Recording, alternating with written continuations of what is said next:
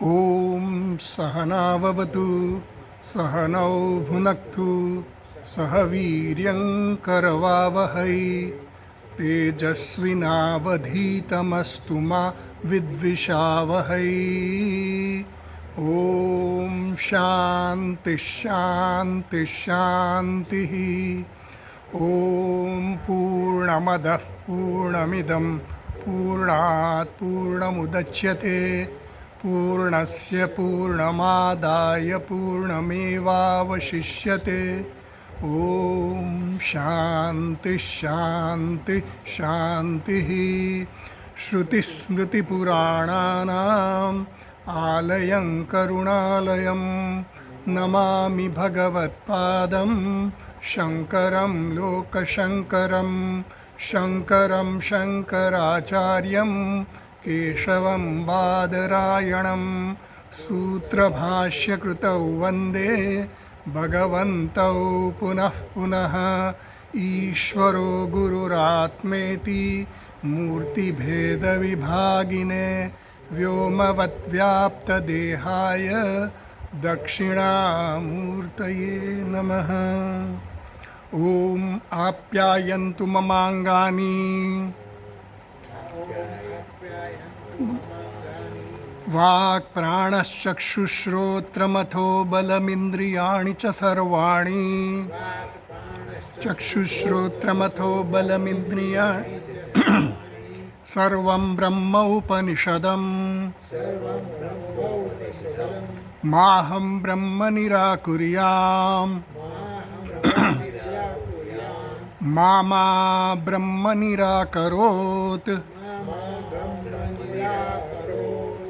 अनिराकरणमस्त्वनिराकरणं मे अस्तु।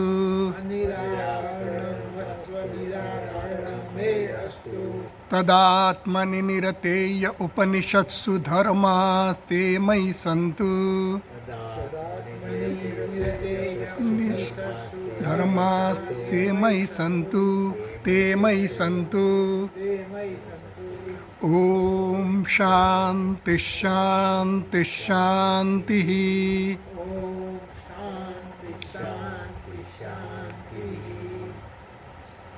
ખંડ બીજો કે એનું ઉપનિષદનો ખંડ બીજો મંત્ર નંબર 3 આપણે પાઠ કરીએ. પેજ નંબર 60 કૈલાસ આશ્રમના પુસ્તકમાં પેજ નંબર 60 મંત્ર નંબર 3. યસ્યા મતમ તસ્ય મતમ મતમ યસ્ય ન વેદસઃ અવિજ્ઞાતમ વિજાનતામ વિજ્ઞાતમ અવિજાનતામ. યસ્યા મતમ તસ્ય મતમ. હવે શ્રુતિ આચાર્ય અને શિષ્યનો બંનેનો જે સંવાદ પૂરો થયો એટલે હવે શ્રુતિ પોતાના શબ્દોમાં આખો જે ઉપદેશ થયો કે એનું ઉપનિષદથી શરૂ કરીને કે એને શીતમ પતતી પ્રેષિતમ મનઃ પહેલાં મંત્રથી શરૂ કરીને તો અત્યાર સુધીમાં નો ન વેદિતી વેદ છે સુધીનું જે કંઈ થયું ને એ બધાનો સાર રૂપે હવે આ મંત્રમાં કહી દે છે. એટલે હવે એમ કહે છે કે યસ્યા મતમ તસ્ય મતમ. યસ્ય અમતમ, જેણે બ્રહ્મને જાણેલું નથી. યસ્ય એટલે કે યેના, જેના વડે બ્રહ્મ જણાયું નથી, જેને બ્રહ્મનું જ્ઞાન થયું નથી. તસ્ય મતમ, એને જ્ઞાન છે, એણે જાણ્યું છે બ્રહ્મને. મતમ યસ્ય, યસ્ય મતમ ન સવે સહ ન વેદ, પણ જેણે જાણ્યું છે એ જાણતો નથી. આવી રીતે વિરોધાભાસી શબ્દો વાપર્યા, વાક્યો વાપર્યા. કારણ કે અવિજ્ઞાતમ વિજાનતામ વિજ્ઞાતમ અવિજાનતામ. વિજાનતામ અવિજ્ઞાતમ. વિજાનતામ એટલે કે જે જાણે છે, જેણે બ્રહ્મને જાણ્યું છે એના માટે એ કેવું છે? અવિજ્ઞાત છે. અને વિજ્ઞાતમ અવિજાનતમ, અવિજાનતમ જે જાણતો નથી એના માટે બ્રહ્મ જણાયું છે. આવી રીતનો અર્થ કર્યો. એટલે આખા ઉપનિષદનો સાર આ છે. એનો અર્થ આપણે સમજ્યા કે કઈ રીતે. તો ભાષ્યમાં જરા જોઈ લઈએ. પેજ નંબર 60 ઉપર જ છે ભાષ્ય. શિષ્યાચાર્ય સંવાદાત પ્રતિનિવૃત્ય સ્વેન રૂપેણ શ્રુતિ સમસ્ત સંવાદ નિવૃત્તમ અર્થમ એવ બોધયતી યસ્યા મતમ ઇત્યાદિના. શિષ્ય અને આચાર્યના સંવાદનો શું નિષ્કર્ષ થયો એ પોતાના શબ્દોમાં શ્રુતિ આપણને કહે છે. યસ્યા મતમ તસ્ય મતમ મતમ યસ્ય ન વેદસઃ અવિજ્ઞાતમ વિજાનાતમ વિજ્ઞાતમ અવિજાના. આ એમના અર્થ શબ્દોમાં આ વાક્યો દ્વારા શ્રુતિ આપણને આ એનો સાર કહે છે. આગળ વાંચું છું ભાષ્યમાં. યસ્ય બ્રહ્મવિદઃ એટલે શું આ ભાષ્યકાર સમજાવે છે. યસ્ય બ્રહ્મવિદઃ અમતમ અવિજ્ઞાતમ અવિદિતમ બ્રહ્મ ઇતિ મતમ એટલે કે મતમ એટલે કે અભિપ્રાય નિશ્ચય તસ્ય મતમ એટલે કે જ્ઞાતમ સમ્યક બ્રહ્મ ઇતિ અભિપ્રાય. એટલે જેણે સમ્યક જ્ઞાન કોને પ્રાપ્ત થયું છે? સમ્યક જ્ઞાન એટલે યથાર્થ જ્ઞાન. યથાર્થ એટલે રજ્જુનું જ્ઞાન થાય તે યથાર્થ હતું. સર્પનું જ્ઞાન થાય એ કેવું કહેવાય? અયથાર્થ કહેવાય. અયથાર્થ જ્ઞાન જેવું જે વસ્તુ જેવી છે એવું જ્ઞાન થયું એને યથાર્થ જ્ઞાન કહેવાય. એટલે એમ કહે છે કે સમ્યક બ્રહ્મનું સમ્યક જ્ઞાન એટલે શું? બ્રહ્મનું યથાર્થ જ્ઞાન. યથાર્થ જ્ઞાન એટલે શું? બ્રહ્મ કેવું છે? સચ્ચિદ આનંદ સ્વરૂપ બ્રહ્મ છે. તો એવું જ્ઞાન જેને થાય એ યથાર્થ જ્ઞાન. તો યસ્ય બ્રહ્મવિદઃ અમતમ અવિજ્ઞાત, જેને બ્રહ્મનું અમતમ એટલે કે અવિજ્ઞાત, જેણે બ્રહ્મને જાણ્યું નથી. અવિદિતમ, જેણે બ્રહ્મને વિદિત કર્યું નથી, એટલે અવિજ્ઞાત છે જેના માટે. એના મતમ એટલે કે એનો અભિપ્રાય, એનો નિશ્ચય કેવો છે? સમ્યક બ્રહ્મ જ્ઞાતમ. એનો નિશ્ચય એવો છે કે મેં બ્રહ્મને બરાબર જાણ્યું છે. એટલે કે બ્રહ્મને વિષય રૂપે નથી જાણ્યું, અવિષયતયા જાણ્યું છે. આપણે જે જાણવાની વાત કરીએ ને એ બધી વિષયતયા જાણીએ. શબ્દ સ્પર્શ રૂપ રસગંધ આ બધા વિષયો છે. તો કોઈ પણ વિષયને આપણે જાણીએ તો આપણે ઇન્દ્રિયો દ્વારા જાણીએ. તો એ જાણવાનો વિષય છે ખરો, પણ કેવો છે? અતિઇન્દ્રિય વિષય છે, ઇન્દ્રિયોનો વિષય નથી. એટલે શાસ્ત્ર દ્વારા આપણે એને જાણવાનું છે.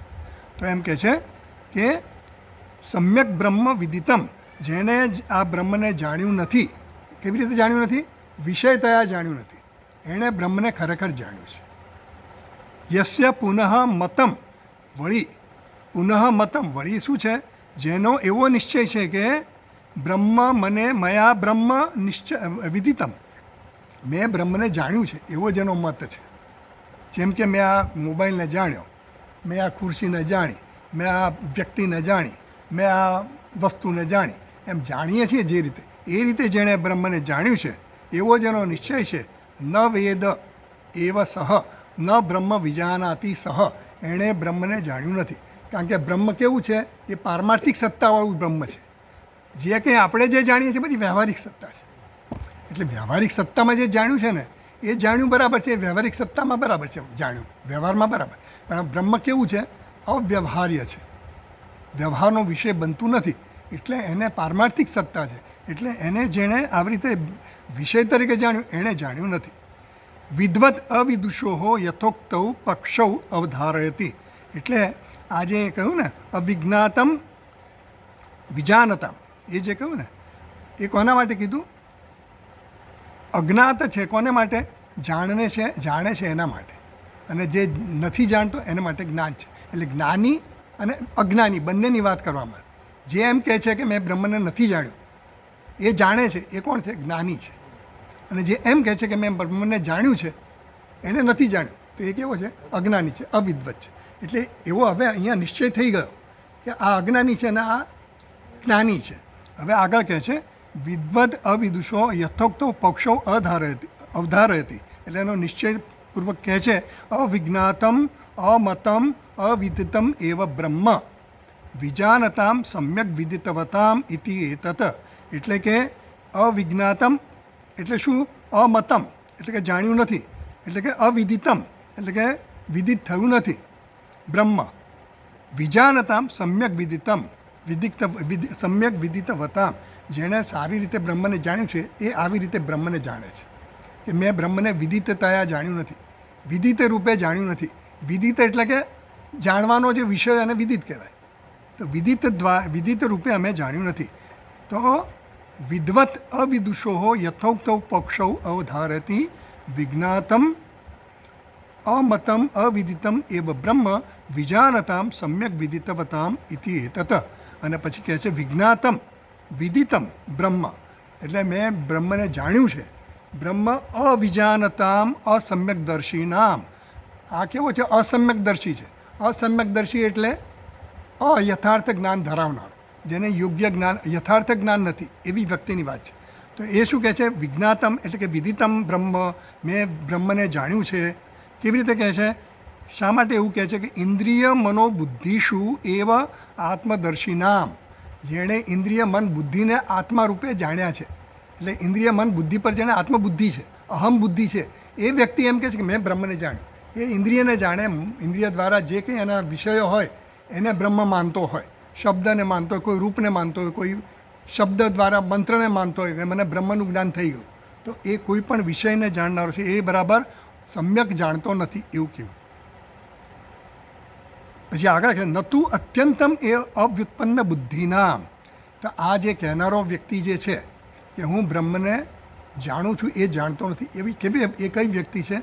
ન અત્યંતમ એવ અવ્યુત્પન્ન બુદ્ધિ. અવ્યુત્પન્ન બુદ્ધિ એટલે અવિવેકી વ્યક્તિ હોય ને, જેને શાસ્ત્રનો કોઈ અભ્યાસ જ ન કર્યો હોય, જેને ખબર જ નથી બ્રહ્મ એ વિશે, જેને વિચાર, જે ગોપાલ આદિ કહેવાય. એમ ગોપાલ આદિ એટલે શું?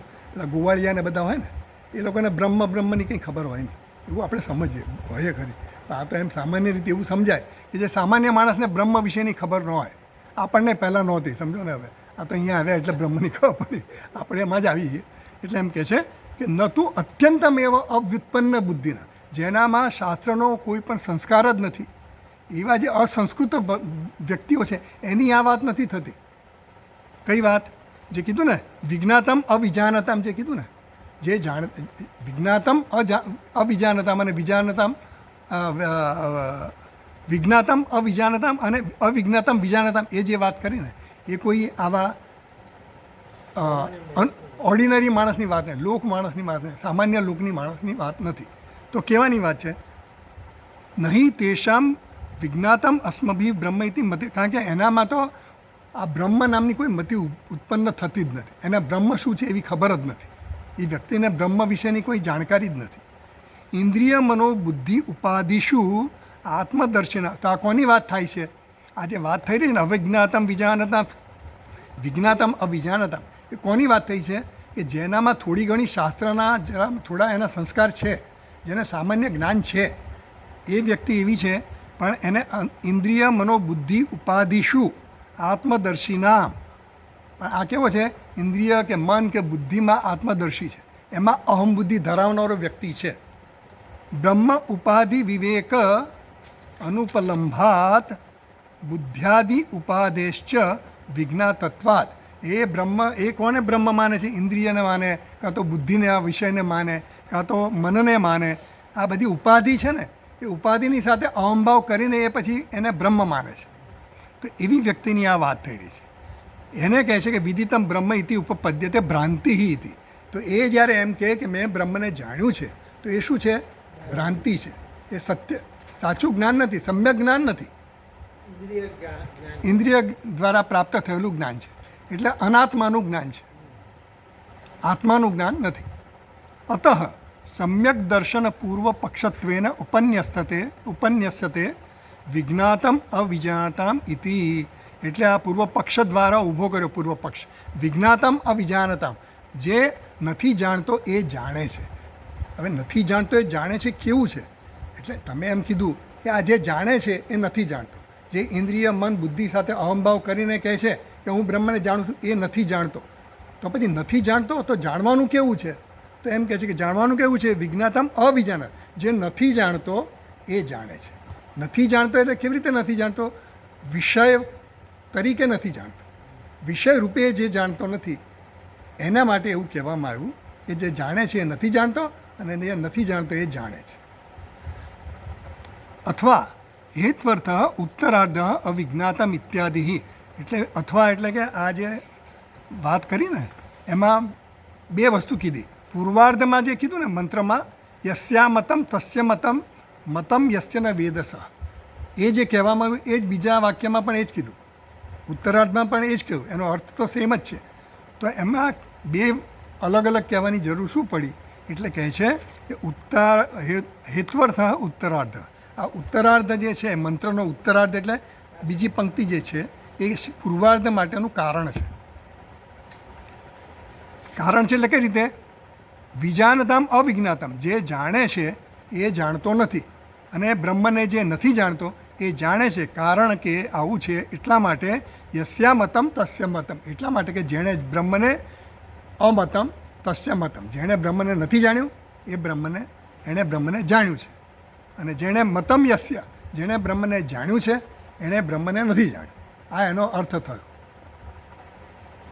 મનમાં જરા ગોઠવવાનું नहीं कुछ समझ में आता है लेकिन ऐसा लगता है कि सुप्रीम कोर्ट में बहस कर रहे નહીં, મતલબ એ हैं व्यवहारिक ज्ञान થયું છે એ એવું છે કે વિષય હવે આમાં આપણને જે વાત થઈ ને કે ચાંદીનો દાખલો આપ્યો ને આપણે, જો એમાં આનંદની ટીકા આપણે જોયેલી હતી ગયા વખતે નીચેની 62ના પાના પર, લોકે શુક્ત્યાદિ તત્વમ વિજાનતામ યથ અધ્યસ્તમ રૂપાદિ અવિજ્ઞાતમ ભવતી. જ્યારે શુક્તિકા છીપોલી પડી છે અને છુપોલીમાં જેને ચાંદી દેખાય છે એ ચાંદી જ દેખાય છે, એને શું છે, ચાંદીનું જ્ઞાન છે. તો જે ચાંદીને જાણે છે એ છીપોલીને જાણતો નથી. છીપોલી શું છે, યથાર્થ જ્ઞાન છે. ચાંદી શું છે, અયથાર્થ જ્ઞાન છે, મિથ્યા જ્ઞાન છે, ખોટું જ્ઞાન. જે છીપોલીને જાણે છે એ જાણે છે, છીપોલીને જે ચાંદી રૂપે જાણે છે એ જાણતો નથી. જે ચાંદી છે એમ નથી જાણતો, પણ છીપોલી છે એવું જે જાણે છે એ ખરેખર જાણે છે. એટલે જે જેવું છે એવું જાણે એ સાચું. યથાર્થ જ્ઞાન એટલે યથા અર્થ, જેવો જે છે એવું જે જાણે. વિદિત રૂપ. हाँ, तो वो जो जैसा जैसा है वैसा ही जानना, लेकिन वो मन बुद्धि इंद्रियों वगैरह से नहीं. मतलब कि वो जानने का विषय है. ऐसा विषय नहीं कि जैसे हम लोग नाम रूपात्मक जगत के सब विषयों को जानते हैं, ऐसा वो विषय नहीं है. उसको विषयीकरण नहीं कर सकते. तो इतना तक हमने देखा था. अभी आगे चलते हैं. चौथा मंत्र में આપણે જઈએ તો ભાષ્ય વાંચીએ પહેલાં. ચાલો. અવિજ્ઞાતમ વિજાનતામ, अविज्ञातम विजानताम અવિજ્ઞાતમ વિજાનતામ अविज्ञातम विजानताम ઇતિ અવધૃતમ.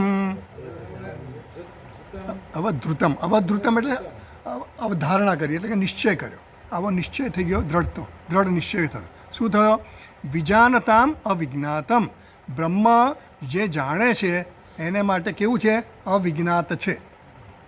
જે બ્રહ્મને જાણે છે એ જાણતો નથી, એવું કહ્યું. એટલે કે બ્રહ્મને જાણે છે પણ એ જાણતો નથી, એટલે વિષયતયા એને જાણતો નથી. એનું જ્ઞાન કેવું છે? વિષયતયા જ્ઞાન નથી, એટલે વિષય તરીકે બ્રહ્મને જાણતો નથી. નહીં તો કોઈ દેવતાને કે કોઈ મૂર્તિને કે કોઈ જપ કરવા દ્વારા જે કંઈ કલ્પના કરી હોય પોતાનામાં, કોઈ જ્યોતને, તો એવી વસ્તુને જાણતો હોય ને એને બ્રહ્મ માનતો હોય, તો એવી વાત નથી આ. પણ કેવો છે આ? વિજાનતામ અવિજ્ઞાતમ, જે જાણે છે પણ વિષય તરીકે જાણતો નથી. એટલે શબ્દ સ્પર્શ રૂપ રસ ગંધ, કંઈક સ્પર્શ કર્યું ને જાણ્યું, કંઈક રસ એટલે કે સ્વાદ લીધો ને જાણ્યું કે આ હા મધુર સ્વાદવાળું છે, હા તો બ્રહ્મ જ્ઞાન થઈ ગયું. 5 પોઈન્ટ છે જાતિ જાતિ ગુણ ક્રિયા સંબંધ જે કંઈ છે એ શબ્દ દ્વારા એનું વર્ણન થઈને પછી જાણ્યું, તો એ પણ નથી. શબ્દનો ગુણ હોય તો એને વર્ણન કરી શકીએ શબ્દો દ્વારા, એમાંનું એકેયમાં એ બેસતું નથી. એટલે હા, વિષયીકરણ કરીને એને જાણતો નથી. એને માટે કીધું કે અવિજ્ઞાતમ વિજાનામિતિ અવધૂત, એનો આ દ્રઢ નિશ્ચય થયો. કોનો? આ શિષ્યનો. એમ કહે છે. એટલા માટે આપણને શ્રુતિ એવું કીધું, અવિજ્ઞાતમ વિજાનતામ ઇતિ અવધૃતમ. પછી આગળ વાંચીએ ભાષ્યમાં. યદિ બ્રહ્મા અત્યંતમ એવ અવિજ્ઞાતમ લૌકિકાનામ બ્રહ્મવિદામ ચ અવિશેષ પ્રાપ્ત અવિજ્ઞાતમ વિજાનતામ ઇતિ ચ પરસ્પર વિરુદ્ધમ. તો હવે એમ કહે છે, યદિ બ્રહ્મ અત્યંતમ એવ અવિજ્ઞાતમ, જો બ્રહ્મ અત્યંત અવિજ્ઞાત હોય, બ્રહ્મ જો ટોટલ જણાય એવું જ ન હોય, અવિજ્ઞાતમ એટલે જાણી શકાય એવું નથી, તો આ યદિ બ્રહ્મ અત્યંતમ એવ અવિજ્ઞાતમ લૌકિકાનામ બ્રહ્મવિદામ ચ અવિશેષ પ્રાપ્ત. આ બ્રહ્મવિદ માટે કીધું કે વિજાનતામ અવિજ્ઞાતમ, એવું જે કીધું ને મંત્રમાં મેં પહેલી લીટીમાં આપણે કહ્યું ને, અવિજ્ઞાતમ વિજાનતામ ઇતિ અવધ્રુ, એનો દ્રઢ નિશ્ચય થઈ ગયો. આ જ્ઞાની માણસ જે છે, જે બ્રહ્મ જ્ઞાની છે, એ શું કહે છે કે મને બ્રહ્મ જણાયું નથી, હું બ્રહ્મને જાણતો નથી એવું કહે છે. પણ કેવી રીતે જાણતો નથી? વિષયતયા જાણતો નથી, અવિષયતયા જાણું છું, એ રીતે કહેવાની આ રીત છે. એટલે એમ કહે છે કે એવો જે દ્રઢ નિશ્ચય કરે, યદિ બ્રહ્મ અત્યંતમે, તો પછી આ પૂછે છે પૂર્વ પક્ષી શંકા કરે છે. શું શંકા કરે? જો બ્રહ્મ અત્યંતમ એવ વિજ્ઞાન, જો આ જ્ઞાની માણસ પણ એવું જ કહેતો હોય કે હું બ્રહ્મને જાણતો નથી, અર્થ તો એવો જ થયો ને, અવિજ્ઞાતામ વિજાનતા, જે જાણે છે એટલે જે બ્રહ્મજ્ઞાની છે એમ કહે છે કે હું જાણતો નથી. તો બેન એનો કહેવાનો અર્થ એવો થયો કે બ્રહ્મને જાણતો નથી. તો કહે છે કે લૌકિકાનામ બ્રહ્મવિદામ છે અવિશેષ પ્રાપ્ત. લૌકિક માણસ જો એવું કહે, સામાન્ય માણસ પણ એવું કહે કે હું બ્રહ્મને જાણતો નથી ભાઈ, અને આ બ્રહ્મવિદ જે બ્રહ્મવેત્તા છે, જે બ્રહ્મજ્ઞાની છે, એ પણ કહે છે કે હું બ્રહ્મને જાણતો નથી. તો બેમાં સરખું જ થયું ને, બેમાં ફેર શું થયો? બે સરખી જ લાઈનમાં ઊભા રહ્યા ને, એક જ કોટીમાં આવી ગયા ને, એમ કહે છે. નહીં જાણવાનું. હા, નહીં જાણ, આ જાણતો નથી, તો ન જાણવામાં ફેર છે કંઈ? આના ન જાણવામાં અને પેલાના ન જાણવામાં કંઈ ફેર ખરો?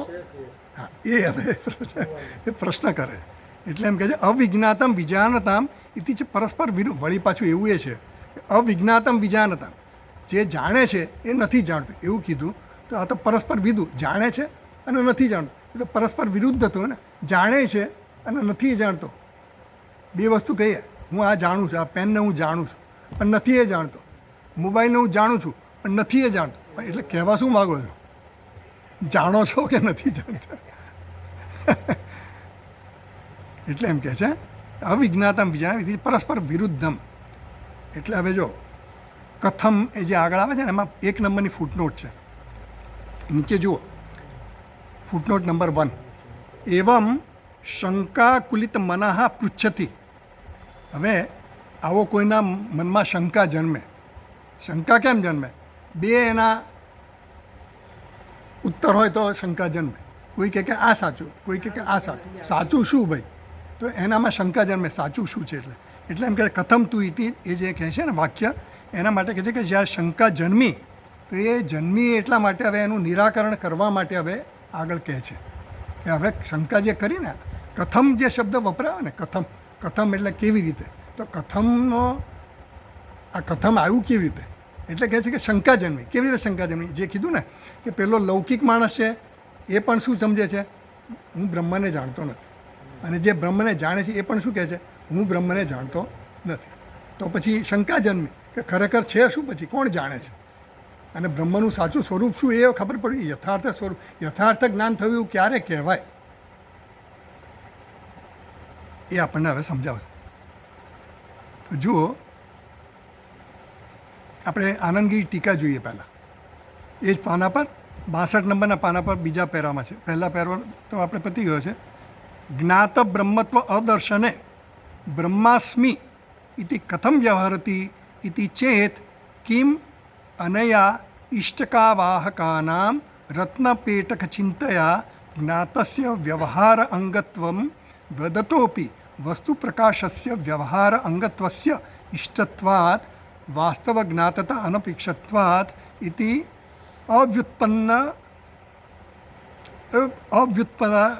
વ્યુત્પાદનાય ચોદ્યમ ઉદ્ભાવયતિ.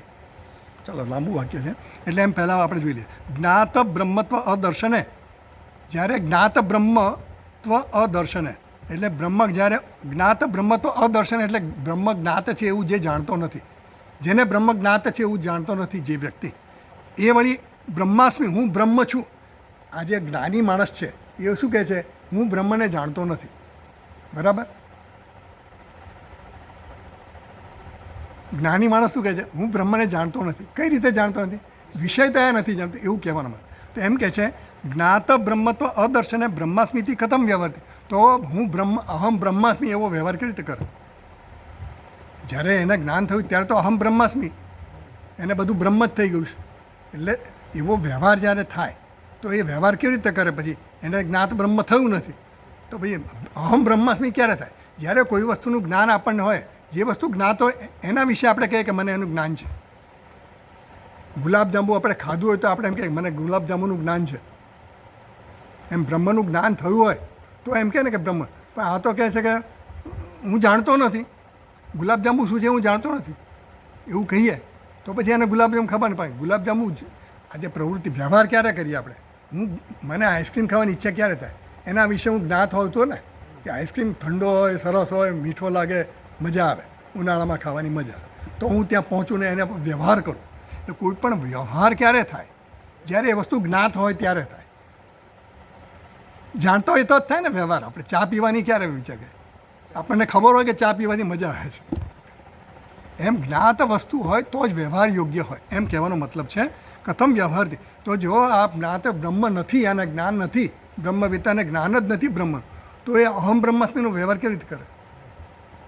તો એને અહમ બ્રહ્માસ્મી થાય જ નહીં ને, એમ કહે છે. કિમ અનયા ઇષ્ટકા વાહકાનામ રત્નપેટક ચિંતયા. ધારો કે કોઈ ઈંટનું વહન કરતો હોય, ઇષ્ટિકા એટલે ઈંટ, ઈંટોનું વહન કરતો હોય કોઈ, અને ઈંટોનું લઈ જતો હોય કોઈ માથા પર લઈને, તો એને રત્નનું ચિંતન થાય. એને શેનું ચિંતન થાય? ઈંટોનું ચિંતન કરે ને. સુથારનું મન કે બાવળીએ એમ કહીએ ને આપણે, જેનું ચિંતન જેના મનમાં ચાલતું હોય એનું ચિંતન થાય ને. હવે જે દ્વૈતમાં જ રમત કરતો હોય બધું, જેનું મન દ્વૈતમાં જ ફરતું હોય, એ અદ્વૈતની સાધના કરી શકે? આ કહેવાનો મતલબ એવો છે કે જેનું ચિંતન કરતો હોય એનું જ ચિંતન થાય ને વ્યવહાર એનો એ રીતે જ થાય. સમજ પડે છે ને? हाँ हाँ पढ़ता है. મનુભાઈ आप जय मेरे को प्रकाश। पूछ लो तो बाकी सबको तो पढ़ता है. ऐसा नहीं है, ऐसा नहीं है. आप मान रहे हो ऐसा नहीं. ये आशाराम भाई को पूछ लेते हैं, ये जेपी भाई को पूछ लेते हैं, નહીં વિચારો. भाई को पूछ लेते हैं. એટલે હવે શું આગળ કહે છે? જો આગળ કહે છે જ્ઞાતસ્ય વ્યવહાર અંગત્વમ વદતોપી વસ્તુ પ્રકાશસ્ય વ્યવહાર અંગત્વસ્ય ઇષ્ટત્વાત. જો કોઈ વસ્તુ જ્ઞાત હોય, વ્યવહાર યોગ્ય ક્યારે થાય? તો કે જ્ઞાત હોય તો જ થાય. પણ એવું જરૂરી નથી. આ જગત, આ રૂમમાં, આ હોલમાં અત્યારે આટલી બધી વસ્તુઓ પડી છે, બરાબર? એ કઈ છે? બધી જ્ઞાત છે આપણને. હવે હોલમાં અંધારું થઈ જાય તો આપણને જ્ઞાત થાય, પછી ન થાય ને. વ્યવહારો યોગ્ય છે, પ્રકાશ આવે તો યોગ્ય થઈ જાય વ્યવહાર યોગ્ય. ધારો કે લાઇટ થઈ જાય તો પાછું વ્યવહાર એની સાથે કરી શકીએ. ખુરશી છે, ટેબલ છે, આ મૂકીએ, તે મૂકીએ, લઈ આવીએ, ત્યાં જઈને બેસીએ. અંધારું હોય તો આપણે વ્યવહાર ન કરી શકીએ. તો એમ કહે છે જ્ઞાતસ્ય વ્યવહાર અંગત્વ વદતોપી વસ્તુ પ્રકાશસ્ય વ્યવહાર અંગત્વસ્ય ઇષ્ટત્વ. વસ્તુ પ્રકાશિત થાય ને તો એ વ્યવહાર યોગ્ય બને.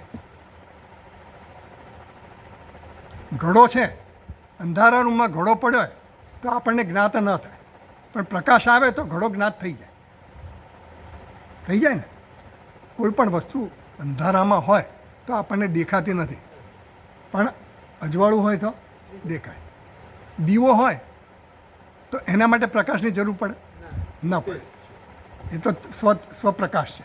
તો એમ અહીંયા કહેવા માગે છે વસ્તુની સાથેનો વ્યવહાર ક્યારે થાય?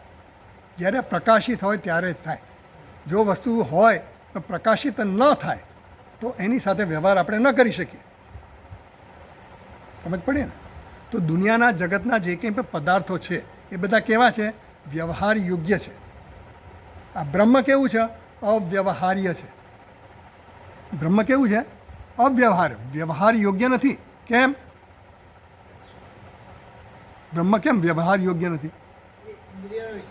હા, ઇન્દ્રિય વિષય હોય તો વ્યવહાર યોગ્ય બને. મનનો વિષય હોય, ઇન્દ્રિયનો વિષય હોય કે બુદ્ધિનો વિષય હોય, એનું વિષયીકરણ કરી શકીએ તો એ વ્યવહાર યોગ્ય બને. આ બ્રહ્મ કેવું છે? અતિન્દ્રિય વિષય છે.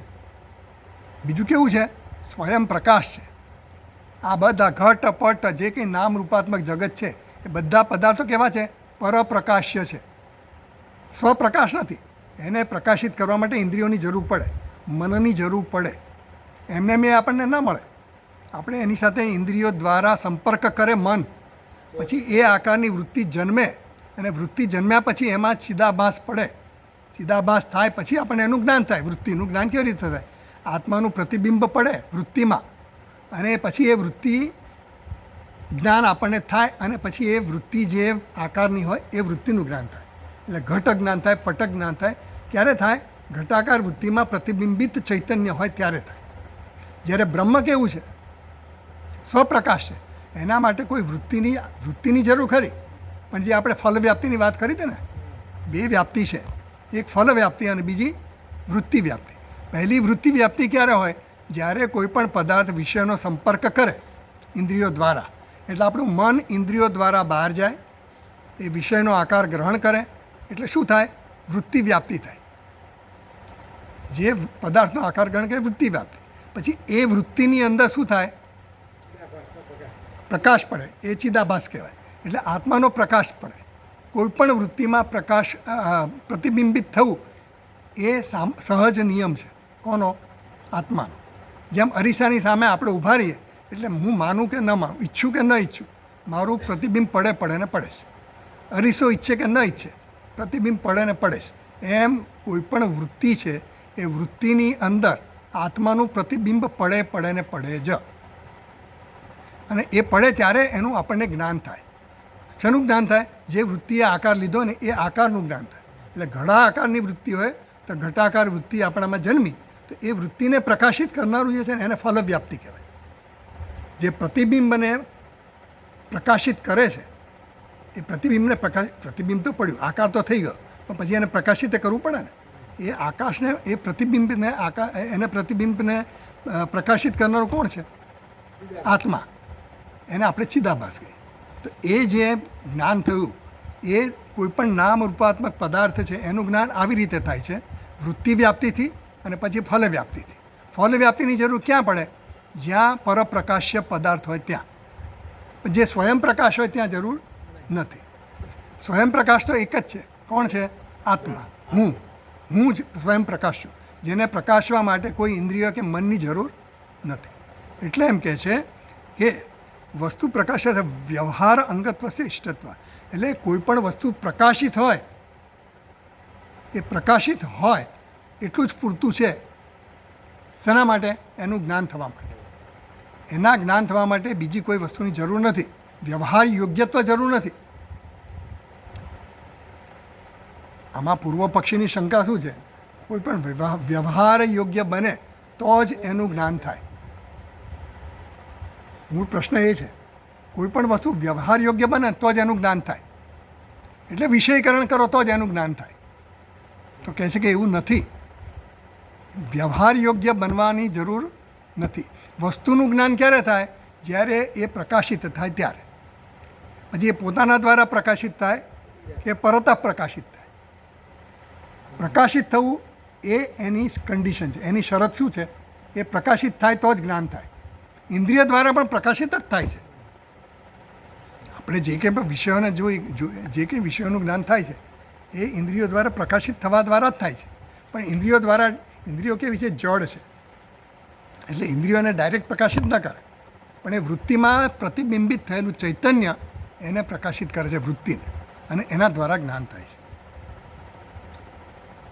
એટલે એમ કહે છે ઇષ્ટત્વાદ વાસ્તવ જ્ઞાતતા અનપેક્ષત્વાદ ઇતિ અવ્યુત્પન્ન વ્યુત્પાદનાય. એટલે જે અવિવેકી છે ને એ તો આવી રીતે સમજે છે કે ભાઈ આ જે આમ વ્યક્તિ એમ કહે છે કે હું જાણતો નથી પણ એ વ્યક્તિ બ્રહ્મને જાણે છે, એવું જે કહેનારો છે ને એના માટે આ વ્યક્તિને એનો વિવેક નથી કે આ કેમ આવું કહે છે, એને ખબર નથી. પણ આ પ્રકાશિત થાય એ પદાર્થનું જ્ઞાન મને થાય. તો જે બ્રહ્મ છે એ કેવું છે? એ સ્વપ્રકાશ છે. એના જ્ઞાન માટે મારે કોઈ બીજા બાહ્ય પ્રકાશની જરૂર નથી, ઇન્દ્રિયોના પ્રકાશની જરૂર નથી, બીજા કોઈ કરણની જરૂર નથી, એમ કહેવા માગે. એટલે એમ કહે છે ચોદ્યમ ઉદ્ભાવ. એટલે એ દ્વારા આ કહેવામાં આવ્યું. એની શંકા જે હતી ને કે આ બે વસ્તુ છે તો આ આમ કહે છે ને પેલો આમ કહે છે, બે સરખા થયા કે નહીં? એવું જરૂરી નથી.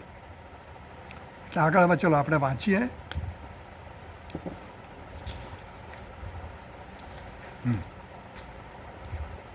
ભાષ્ય વાંચીએ. કથંતુ મળ્યું ભાષ્ય બધા? 62 पेज नंबर 62 लास्ट लाइन है. कथंतु भाष्य में देखिए तद ब्रह्म सम्यक विदितम. મળ્યું? જયપ્રકાશભાઈ મળ્યું? सम्यक विदितम भवति इति एवमर्थम आह.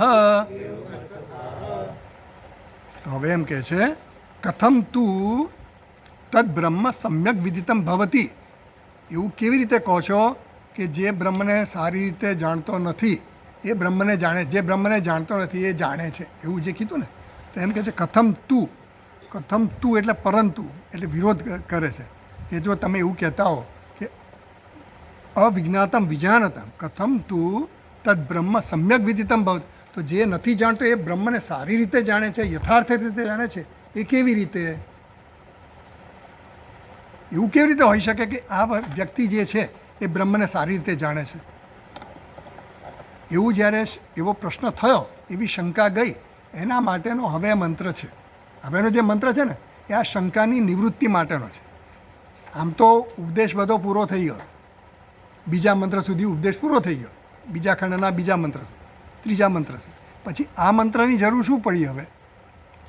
કારણ કે હવે બ્રહ્મનું જ્ઞાન કેવી રીતે થવું, બ્રહ્મને જાણવું કેવી રીતે, એની વાત કરવા માગે છે કે બ્રહ્મને જાણવું કેવી રીતે. અને બ્રહ્મ તો વ્યવહાર્ય નથી, અવ્યવહાર્ય છે. તો પછી અવ્યવહાર્ય વસ્તુનું જ્ઞાન થાય કેવી રીતે? એ વસ્તુ આપણને હવે આ મંત્રમાં કહેવામાં આવે છે. વ્યવહાર યોગ્ય જે વસ્તુ હોય એનું જ્ઞાન તો આપણને ખબર છે કે ઇન્દ્રિયોથી થાય, પણ જે અવ્યવહાર્ય છે, બ્રહ્મ કેવું છે? અવ્યવહાર્ય. અવ્યવહાર્ય એટલે વ્યવહાર યોગ્ય નથી. એટલે શબ્દ સ્પર્શ રૂપ રસ ગંધ એ દ્વારા એનું જ્ઞાન થઈ શકે એવું નથી. તો એ બ્રહ્મનું જ્ઞાન કેવી રીતે થાય? કથમ તું તદ બ્રહ્મ સમ્યક વિદિતમ ભવતી, તો એ બ્રહ્મનું યથાર્થ જ્ઞાન કેવી રીતે થાય એવું જાણવા માટે હવે કહે છે મંત્ર. તો પ્રતિબોધ વિદિતમ મતમ એ કહે છે. તો આગળ વાંચીએ, ચાલો પહેલાં મંત્ર વાંચી લઈએ. પ્રતિબોધ મંત્ર જુઓ આપણે પેજ નંબર 62 પર મંત્ર. પ્રતિબોધ વિદિતમ મતમ અમૃતત્વમ હિ વિંદતે આત્મના વિંદતે વીર્યમ વિદ્યયા વિંદતે મૃતમ પ્રતિબોધ વિદિતમ મતમ. પ્રતિબોધ, બોધમ બોધમ પ્રતિ, એ આગળ કહેશે ભાષ્યકાર. પ્રતિબોધ, પ્રત્યેક બોધ, બોધ એટલે શું? વૃત્તિ. બોધ એટલે ખ્યાલ, બોધ એટલે પ્રત્યય. કોઈ દરેક પ્રત્યય, પ્રતિબોધ વિદિતમ મતમ, દરેક વૃત્તિમાં જે વિદિત છે, વિદિત એટલે જણાય છે. દરેક વૃત્તિ, આપણા મનમાં જે કંઈ પણ વૃત્તિ ઉઠે ને, વૃત્તિ એટલે વિચાર, ખ્યાલ, મનમાં જે કંઈ પણ વિચાર આપણા મનમાં જન્મે, તો એ પ્રત્યેક વિચાર, પ્રત્યેક વૃત્તિમાં જે વિદિત છે, વિદિત છે એટલે હાજર છે, એ આપણે અનુભવાય છે, એને જ મતમ. મતમ એટલે કે મતમ એટલે અહીંયા મતમ એટલે સમ્યક દર્શન કીધું છે, યથાર્થ દર્શન, એને યથાર્થ દર્શન થયું કહેવાય. પ્રતિબોધ વિદિતમ મતમ પ્રતિબોધ વિદિતમ મતમ, જેણે પ્રત્યેક વૃત્તિમાં જાણ્યું છે બ્રહ્મને, એને જ મતમ એટલે કે એણે જ યથાર્થ દર્શન કર્યું છે. આ વાક્યનો અર્થ એટલો થયો.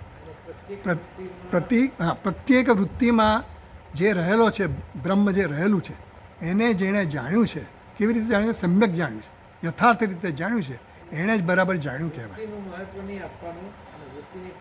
વૃત્તિને અવભાષિત કરનાર, વૃત્તિનો જે ભાષક છે, વૃત્તિને જે પ્રકાશક છે, એ જે છે એ તત્વ છે.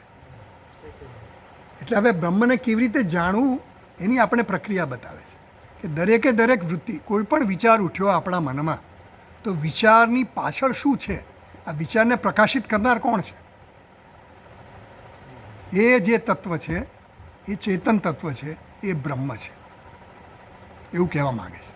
એટલે પ્રતિબોધ વિદિત, બ્રહ્મને જાણવાની આ રીત આપી આપણે બ્રહ્મને ક્યાં જવું ભાઈ? હિમાલયમાં જઈને જોવું, ક્યાં ગુફામાં જઈને જોવું? પ્રતિબોધ વિદિત, જે વિચાર ઉઠે મનમાં,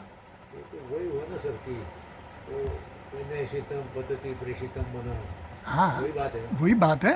वो उसका आंसर दिया कि वो ब्रह्म है, मगर वो ब्रह्म कैसा है, कैसे जानना?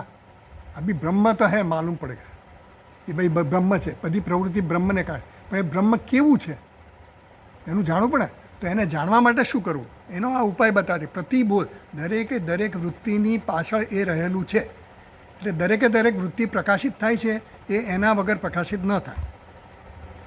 એવું જે જાણે છે એ જાણે છે. બ્રહ્મ છે ને કોઈ આપણા પ્રત્યક્ષ જ્ઞાનનો વિષય બની શકે નહીં. એ અપરોક્ષ જ્ઞાનનો વિષય છે. અપરોક્ષ એટલે ઇન્દ્રિયોનો નથી, અતિન્દ્રિય વિષય છે ને, એટલે એને અપરોક્ષ કહેવાય. એ સાક્ષાત અપરોક્ષાત બ્રહ્મ તન્મે વિચક્ષવ એવું કીધું.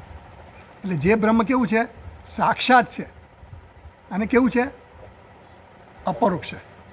સાક્ષાત એટલે વ્યવધાન વગર, અપરોક્ષ એટલે કોઈ વ્યવધાન નથી, કોઈ ઇન્દ્રિય મન કે એનું વ્યવધાન પણ નથી. આપણને જે કંઈ જ્ઞાન થાય ને વ્યવધાન સહિતનું જ્ઞાન છે. ઇન્દ્રિયનું વ્યવધાન છે, મનનું વ્યવધાન છે, એને વ્યવધાન કહેવાય. વ્યવધાન એટલે અવરોધ છે, એના વગર સીધે થયું એટલે ભેદ છે થોડો. અપરોક્ષ જ્ઞાનમાં કોઈ ભેદ બુદ્ધિ નથી, એવું આ જ્ઞાન છે. એટલે એમ કહે છે કે પ્રતિબોધ વિદિતમ મતમ, જેણે આ જ્ઞાન પ્રાપ્ત કર્યું, કેવું કે દરેકે દરેક વૃત્તિની પાછળ જે રહેલો છે એ બ્રહ્મ છે, એ સમ્યક જ્ઞાન ધરાવનારો જે છે એને શું પ્રાપ્ત થાય? કારણ કે અમૃત તત્વમ હિ વિંદતે, કારણ કે આ બ્રહ્મ જ્ઞાનથી શું થાય છે? અમૃત તત્વની પ્રાપ્તિ થાય છે. અમૃત તત્વ એટલે શું? મોક્ષ, મુક્તિ. અમૃત તત્વ એટલે મુક્તિ કેમ? અમૃત તત્વ એટલે મુક્તિ કેમ? જન્મ નથી, પછી ફરીવાર જન્મવાનું આવે, પુનરાવર્તન થાય તો જન્મ અને મૃત્યુ આવ્યા કરે. એટલે એમ કે છે અમૃત તત્વમય બિંદ, કારણ કે આ જ્ઞાન થયા પછી એ અમર બની જાય છે. એટલે અમર તો છે જ. આ તો અમરત્વને એ પોતે અમરત્વનું અપરોક્ષ જ્ઞાન એને પ્રાપ્ત છે. એટલે હું જે રીતે અત્યારે હું મર્ત્ય માનું છું ને, એ હવે હું અહીંયા એની કક્ષા બદલાઈ ગઈ. આજે હુંની સમજ બદલાઈ ગઈ. હવે હું એટલા ઉપાધિ પૂરતો મર્યાદિત નથી રહ્યો. પૂર્ણમદ પૂર્ણમિદમ થઈ ગયું એના માટે. પછી આગળ કહે છે આત્મના વિંદતે વીર્યમ. તો આત્મના વિંદતે વીર્યમ એટલે શું? સામર્થ્ય, શક્તિ. તો આત્મના વિંદતે વીર્યમ, પોતાના આત્મા સ્વરૂપના બળથી, આત્માના જ્ઞાનથી એને એ શું પ્રાપ્ત કરે છે? સામર્થ્ય પ્રાપ્ત કરે છે. અને એ સામર્થ્ય સહવીર્યમ કરવા ભાઈ એવું કહીએ ને આપણે, સહવીર્યમ કરવા ભાઈ. સામર્થ્ય જોઈએ ને, આ જ્ઞાન માટે એમને તો ન થાય ને. એ આત્માના બલહીને ન લભ્ય, જે બલહીન મનુષ્ય હોય, હરિનો માર્ગ છે શુરાનો, નહીં કાયરનું કામ જો ને. હરિનો માર્ગ શુરાનો છે. પ્રથમ પહેલાં મસ્તક મૂકી, પહેલાં તો અહંકાર મૂકી દેવો પડે, પછી નામ લેવું. અહંકારને છોડવો બહુ અઘરો છે ને, એટલે શુરવીર, એને શુરવીરતા કીધી. એટલે એમ કે છે આત્મના વિંદતે વીર્યમ. આ આત્મા જે છે એનું સામર્થ્ય કેવી રીતે પ્રાપ્ત થાય? પોતાનામાંથી જ પ્રાપ્ત થાય. પોતાનામાંથી એટલે આત્માથી, એટલે આપણા જ્ઞાનથી જ પ્રાપ્ત થાય આ વીર્ય. કે વીર્ય એટલે બહારથી કંઈ જિમ્નાશિયમમાં જઈને ભાઈ વીર્ય નથી પ્રાપ્ત કરવાનું. આ વીર્ય કેવું છે? ખાઈ પીને મજા કરવાનું વીર્ય નથી. આ વીર્ય એવું છે કે જ્ઞાન પ્રાપ્ત કરીને વીર્ય મળવાનું છે. જેમ જેમ આપણામાં વિવેક જન્મતો જાય એમ આપણું આ વીર્ય થાય. એટલે અને વીર્ય પ્રાપ્ત થવાથી શું થાય? વિદ્યા વિંદતે અમૃતમ. આ વિદ્યા પ્રાપ્ત થવાથી શું થાય? અમરત્વ પ્રાપ્તિ થાય. અમરત્વ એટલે મોક્ષની પ્રાપ્તિ થાય, એવું આ મંત્રમાં કહેવામાં આવે. ચાલો આગળ વાંચીએ. પાછળ પેજ નંબર 64.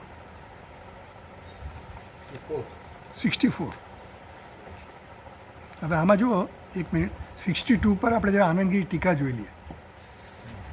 પેજ નંબર 62 પર આનંદગીરી ટીકા છેલ્લી લાઈન છે ને, નીલ પીતાદિ આકારાણામ બુદ્ધિ વિકારાણામ જડાનામ યત ચૈતન્ય વ્યાપ્તત્વેન અજડવત અવભાસઃ તમ સાક્ષિણમ ઉપલક્ષ્ય સોહમ આત્મા બ્રહ્મ ઇતિ મહાવાક્યાદ અવિષયતયા એવ યો વેત્તિ સહ બ્રહ્મવિદ ઉચ્યતે. આ બ્રહ્મવિદ કોણ છે? જે બ્રહ્મ જ્ઞાની કોને કહેવાય એની વાત કરે છે. તો એમ સમજાવે છે આપણને કે નીલ પીતાદિ આકારાણામ. આ નીલ પિત્ત, નીલ એટલે કે ભૂરું, પિત્ત એટલે કે પીળું. આ બધા આકારવાળા જે પદાર્થો છે ને એ બધા કેવા છે? જડ છે.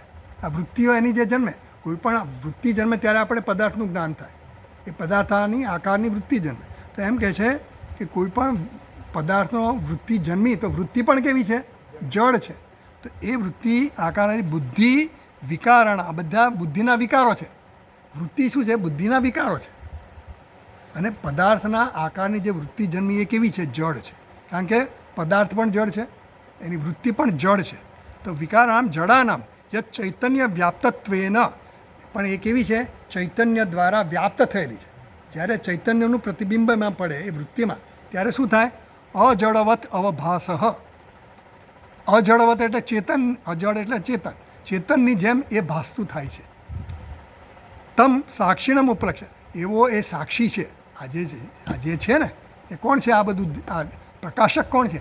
એ સાક્ષી છે. ને સાક્ષી કો, દ્રષ્ટા કો કે જ્ઞાતા કો, એ જે છે સાક્ષીણમ એને ઉપલક્ષીને સોહમ આત્મા, એ આત્મા હું છું એવું બ્રહ્મ, અને એ બ્રહ્મ હું છું એવું જે મહાવાક્યાત, આ સોહમ એ શું છે? મહાવાક્ય છે. તે હું છું, એ બ્રહ્મ હું છું. બ્રહ્મ અને આત્માનું ઐક્ય જે છે ને એ મહાવાક્ય બની ગયું. સોહમ ઇતિ બ્રહ્મ ઇતિ મહાવાક્યાત અવિષયતયા એવ યો વેતિ. એ આ રીતે અવિષયતયા જાણે છે, વિષયતયા નથી જાણતો. કેવી રીતે જાણે છે? અવિષયતયા જાણે છે. એટલે એમ સમજાવે છે કે અવિષયતયા જે જાણે છે, આ બ્રહ્મવિદ્તા કેવો છે? અવિષયતયા બ્રહ્મને જાણે છે. સમજ પડી? હા, અપરોક્ષ રીતે જાણે છે. એટલે એમ કહે છે કે જેમ પેલા વિકારો છે ને વૃત્તિઓનું જ્ઞાન થાય એવી રીતનું જ્ઞાન આનું નથી. પણ એ જ્ઞાન કેમ છે? કારણ કે પેલો ચૈતન્ય એમાં પ્રતિબિંબિત થાય છે. એટલે જે આ નીલપિત વગેરે આકારો જે છે વૃત્તિના, એ વૃત્તિના આકારો જે છે એ બધા વિકારો છે, એ વિકૃતિ બધી જે છે એ પ્રકાશિત થાય છે. એ પ્રકાશિત કોના દ્વારા થાય છે? એના દ્વારા ઉપલક્ષિત શું થાય છે? એ બ્રહ્મ ઉપલક્ષિત થાય છે. જે બ્રહ્મ કેવું છે? ચેતન છે, ચૈતન્ય સ્વરૂપ છે. એ જે છે સોહમ, એ હું છું એવું જે જ્ઞાન ધરાવે છે, એવો બ્રહ્મ જ્ઞાની જે છે એને બ્રહ્મવિદ કહેવામાં આવે છે એવું કીધું. તેન, પછી આગળ આનંદગીરી ટીકામાં જ વાંચો, તેન ન અવિશેષ પ્રસંગાદિ ચોદ્ય અવકાશ ઇત્યાહ. એટલે આ દ્વારા એવું કહેવામાં આવ્યું કે જે પેલા શંકા કરી ને, ચોદ્યમ એટલે શંકા કરી. શું શંકા કરી? પેલા કે પેલો જે નથી જાણતો, સામાન્ય માણસ જે બ્રહ્મને જાણતો નથી, એ પણ એમ કહે છે કે હું બ્રહ્મને જાણતો નથી. અને જે જાણે છે બ્રહ્મને, અવિષયતયા જે જાણે છે, એ પણ એમ કહે છે કે હું બ્રહ્મને જાણતો નથી. તો એ બંને સરખા થયા કે નહીં? એવો જે એનો શંકા હતી ને, એ શંકાનું નિવારણ આવી રીતે કર્યું કે ભાઈ પેલો નથી જાણતો, એ કઈ રીતે નથી જાણતો? વિષયતયા નથી જાણતો. એને જાણે છે પણ વિષયતયા નથી જાણતો એવું આપણને સમજાયું. સમજ પડી ને? હા, જાણે છે ખરો, પણ વિષયતયા જાણે છે એવું નથી. જ્યારે પેલો જાણે છે એ બધું શું છે? એ જાણે છે બધું વિષયતયા જાણે, એટલે ઇન્દ્રિય અને મન દ્વારા જાણે છે એવું કહેવાનું મતલબ. ચાલો આગળ વાંચીએ. પ્રતિબોધ વિદિતમ, ભાષ્યમાં વાંચું છું. પ્રતિબોધ વિદિતમ બોધમ બોધમ પ્રતિ વિદિતમ. મળ્યું બધાને કે નહીં? 64 નંબરના મારા 64 વાનું છે શાંકર ભાષ્યમાં. તો એમ કે છે પ્રતિબોધ વિદિતમ. પ્રતિબોધ વિદિતમ જે છે ને એનો અર્થ કરે છે બોધમ બોધમ પ્રતિવિદિતમ. આ પ્રતિબોધ વિદિતમ જે છે ને એ સમાસ છે. પ્રતિબોધ એટલે પણ સમાસ છે. બોધમ બોધમ પ્રતિ, આ છે ને વિપ્સા કહેવાય. વિપ્સા એટલે શું? વારંવાર જે કહેવાનું હોય ને એને બે શબ્દોમાં કહી દે. નેતિ નેતિ કહી દીધું, નેતિ એટલે બધામાં પછી નેતિ એટલે દરેક નેતિ થઈ ગયો. ગામે ગામ જઈ આવ, હું ગામે ગામ જઈ આવ્યો, ઘરે ઘરે જઈ આવ્યો, એટલે દરેકે દરેક ઘરે જઈએ, પ્રત્યેક ઘરમાં હું જઈ આવ્યો. તું દરેકે દરેકને મેસેજ આપી દે, દરેકને કહી દે. એમ પ્રતિબોધ, બોધ એટલે વૃત્તિ, બોધ એટલે ખ્યાલ, પ્રત્યય. પ્રતિબોધમ બોધમ પ્રતિ એટલે પ્રત્યેકે પ્રત્યેક ખ્યાલ, દરેકે દરેક ખ્યાલ. એટલે પ્રતિબોધ એટલે બધા જ ખ્યાલ એમાં આવી ગયા. બોધ એટલે વૃત્તિ જ્ઞાનને પણ બોધ કહેવાય. તો એમ કે છે કે બોધમ બોધમ પ્રતિવિદિતમ. તો દરેકે દરેક બોધ, દરેકે દરેક વૃત્તિમાં જે વિદિત છે એવું કહેવામાં આવ્યું. આગળ વાંચીએ. બોધ શબ્દેન બૌદ્ધાઃ પ્રત્યયાઃ ઉચ્યન્તે. તો એમ કે છે બોધ શબ્દનો અર્થ શું કરવાનો? બોધ શબ્દેને બૌદ્ધાઃ પ્રત્યયાઃ ઉચ્યન્તે. બૌદ્ધાઃ એટલે બુદ્ધિના પ્રત્યય, બુદ્ધિમાં જે પ્રત્યયો કે વૃત્તિ, બુદ્ધિમાં જે કંઈ વૃત્તિઓ જન્મે એટલે બુદ્ધિથી જે જ્ઞાન જન્મે ને આપણને, બુદ્ધિમાં જ્ઞાન જન્મે ને, જ્ઞાન ક્યાં જન્મે? બુદ્ધિમાં. તો જ્ઞાન કેવી રીતે જન્મે? વૃત્તિ જ્ઞાન છે. બુદ્ધિમાં જે કંઈ જ્ઞાન જન્મે એને કેવું હોય? વૃત્તિ જ્ઞાન હોય. કોઈ પણ વસ્તુનું વૃત્તિ જન્મી અને વૃત્તિ જે જન્મી એ વૃત્તિમાં પ્રકાશિત, વૃત્તિને પ્રકાશિત કરે જ્યારે ચૈતન્ય, ત્યારે એ જ્ઞાન થાય આપણને. તો એ જે જ્ઞાન છે એને શું કહેવાય છે? બૌદ્ધા પ્રત્યયા ઉચ્યંતે. એ પ્રત્યય કહેવાય. પ્રત્યય એટલે કોગ્નિશન, ઇંગ્લિશમાં કોગ્નિશન કહેવાય. કોગ્નિશન એટલે ખ્યાલ, મારા મનમાં વિચાર આવે ને તો એ કોગ્નિશન. વિચાર છે ને એ પણ કોગ્નિશન જ છે. એટલે કોઈ પણ વૃત્તિને આપણે કોગ્નિશન કહીએ, પ્રત્યય કહીએ. તો એમ કહે છે બોધ શબ્દને બૌદ્ધા પ્રત્યય, એટલે બુદ્ધિમાં જે કંઈ પણ વૃત્તિઓ જન્મે એને પ્રત્યયને શું કીધું? બોધા. બોધ, એને બોધ કીધું. આગળ વાંચીએ. સર્વે પ્રત્યયા વિષયા ભવંતી યસ્ય સહ આત્મા સર્વ બોધાન પ્રતિબુધ્યતે. સર્વે પ્રત્યયા વિષયા ભવંતી યસ્ય, યસ્ય સર્વે પ્રત્યયા વિષયા ભવંતી, જે યસ્ય સહ એટલે યસ્ય કહે છે કે જેના આ બધા જ પ્રત્યયો, બધી જ વૃત્તિઓ જેના વિષયો બને છે. સહ આત્મા, એ કોણ છે? એ આત્મા છે. આ આત્મા છે, આ બધી જ વૃત્તિઓ જે છે એ બધી આત્માની વિષય બને છે. વિષય એટલે આપણે જે રીતે ભેદ બુદ્ધિથી વિષય કરે છે એ રીતે વિષય નહીં, પણ એનો જાણવાનો વિષય એ એના દ્વારા પ્રકાશિત થાય છે.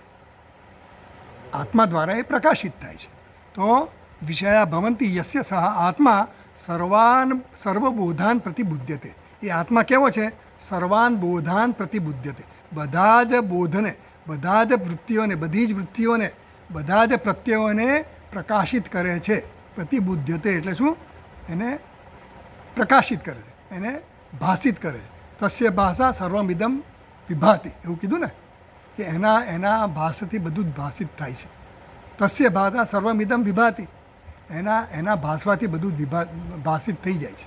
એમ આ જે પ્રત્યયો જે બધા છે એ બધા કોનાથી ભાષિત થાય છે? એ આ આત્માથી ભાષિત થાય છે. આત્મા દ્વારા ભાષિત થાય છે એવું કહ્યું.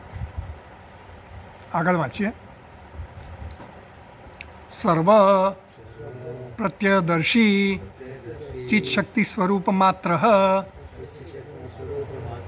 પ્રત્યયૈ એવ પ્રત્યયેષુ. મળ્યું ને બધાને કે નહીં? અવાજ ઓછો આવે છે.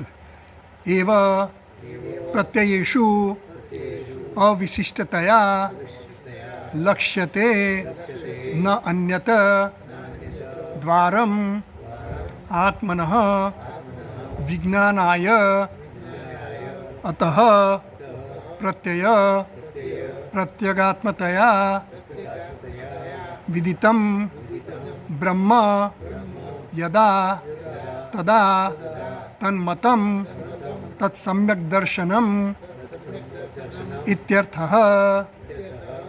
તો આ સમ્યક દર્શન કોને કહેવાય એ હવે સમજાવે છે. એમ કહે છે સર્વે પ્રત્યયા વિષયા ભવંતી યસ્ય સહ આત્મા સર્વબોધાન પ્રતિબુધ્યતે. એ આત્મા શું કરે છે? બધી જ વૃત્તિઓને પ્રકાશિત કરે છે. એક આત્મા છે. તો સર્વ પ્રત્યયદર્શી એ કેવો છે? બધા જ પ્રત્યયોનો દર્શન કરનાર છે. દર્શી એટલે શું? દ્રષ્ટા છે. ખરેખર દ્રષ્ટા એટલે આપણા સામાન્ય સમજમાં જે દ્રષ્ટા છે એવી રીતનું નહીં, પણ એટલે પ્રકાશિત કરનાર છે. એટલે સર્વ પ્રત્યયદર્શી બધી જ વૃત્તિઓનો એ દ્રષ્ટા છે, એ જાણનાર છે, જ્ઞાતા છે, એનાથી કંઈ અજ્ઞાત નથી. સર્વ પ્રત્યયદર્શી ચિત્ત શક્તિ સ્વરૂપ માત્ર. કેવો છે? ચિત્ત શક્તિ રૂપ છે. એનું સ્વરૂપ કેવું છે? ચૈતન્ય સ્વરૂપ છે. ચિત્ત શક્તિ રૂપ માત્ર પ્રત્યયૈ એવ પ્રત્યયેષુ અવિશિષ્ટયા લક્ષ્યતે. બધા જ પ્રત્યયોમાં, બધી જ વૃત્તિઓમાં, એ જે બધી જ વૃત્તિઓમાં કેવી રીતે દેખાય છે? સામાન્ય રૂપે જે રહેલો છે, પ્રત્યેક વૃત્તિમાં રહેલો છે. કેવી રીતે? સમાન રૂપે રહે છે. ઓછા વધતા પ્રમાણમાં પણ નહીં કે અમુક વૃત્તિમાં જ છે ને બીજી વૃત્તિમાં નથી, એવું એ નહીં. બધામાં સમાન રીતે આ પ્રત્યય કેવો છે? વૃત્તિ કેવી છે? બધી ભિન્ન ભિન્ન છે, અલગ અલગ શબ્દ હોય, સ્પર્શ હોય, રૂપ હોય, રસ હોય, વિષયો બધા ભિન્ન ભિન્ન હોય, એટલે વૃત્તિઓ પણ ભિન્ન ભિન્ન હોય. પણ આ તત્વ જે છે એ કેવું છે? સમાન રૂપે રહેલું, એક જ છે. અસ્થિ ભાતિ પ્રિય, એ બધું સર્વમાં કેવું છે? સમાન રીતે રહેલું છે, એમ કહેવા માગે છે. અવિશિષ્ટતયા, કોઈ વિશેષ નથી એનું, કોઈ એ નિર્વિશેષ છે. સમાન રીતે ક્યારે રહેવાય? જ્યારે પોતે નિર્વિશેષ હોય તો જ સમાન રીતે રહેવાય. જો પોતાનું કંઈક વિશેષ થાય ને તો પછી સમાન રીતે ન રહી શકે. કોઈકમાં વધારે દેખ લાલ રંગ હોય અને કાળો રંગ હોય તો કોઈ વિશેષ કલર એમાં હોય તો પછી એનો રંગ આની સાથે ભેળાય તો પછી રંગ જુદો બની જાય. પણ પેલા સ્ફટિક જે છે, સ્ફટિકને કોઈ રંગ જ નથી. એની પાસે કોઈ પણ પુષ્પ મૂકો, જે રંગનું મૂકો એ રંગનો એ થઈ જાય. એમાં આ કેવો છે? નિર્વિશેષ છે. એટલે જે પણ વૃત્તિની સાથે સંયોજાય એ વૃત્તિના આકારનો એ બની જાય. પણ પોતે કેવો છે? નિરાકાર છે, નિર્વિશેષ છે. એવું એ તત્વ છે.